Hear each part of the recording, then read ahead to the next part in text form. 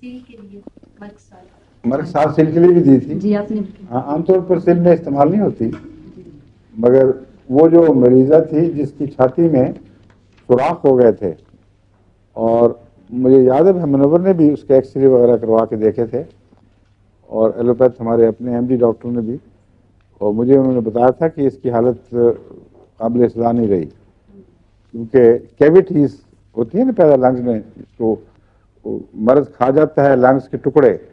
اور وہاں خلا پیدا ہو جاتے ہیں۔ اب عام طور پر ایلوپیتھک سائنس میں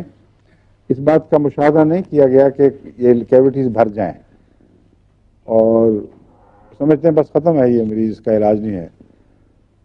اس کی علامتیں کچھ، میں ہمیشہ دوائیں، بعض مختلف دوائیں اس وقت سوچتا ہوں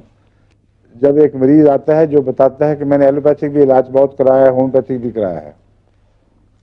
تو ہومیوپیتھ تو ہمارے وہاں بتاتے نہیں دواؤں کے نام، اس لیے مجھے کوئی اور سوچنی پڑتی ہے، کیونکہ پتہ ہے روزمرہ کی دوائیں تو ہر ہومیوپیتھ دے ہی دیتا ہے، اگر روزمرہ کی دواؤں کے قبضے میں یہ مریض ہوتا تو وہ اچھا ہو چکا ہوتا اب تک، اس لیے پھر مزید گہری تحقیق سے مطالعہ کرنا پڑتا ہے۔ وہ جب علامتیں بتاتا ہے تو یاد بعض باتیں وہ خود دوائی کی طرف اشارہ کرتی ہیں۔ اور یہ ایک مریضہ تھی جس کو میں نے مرک سال 1000 میں اور کالی کاپ 30 میں دی، اور اللہ تعالیٰ کے فضل سے چند مہینے کے استعمال کے بعد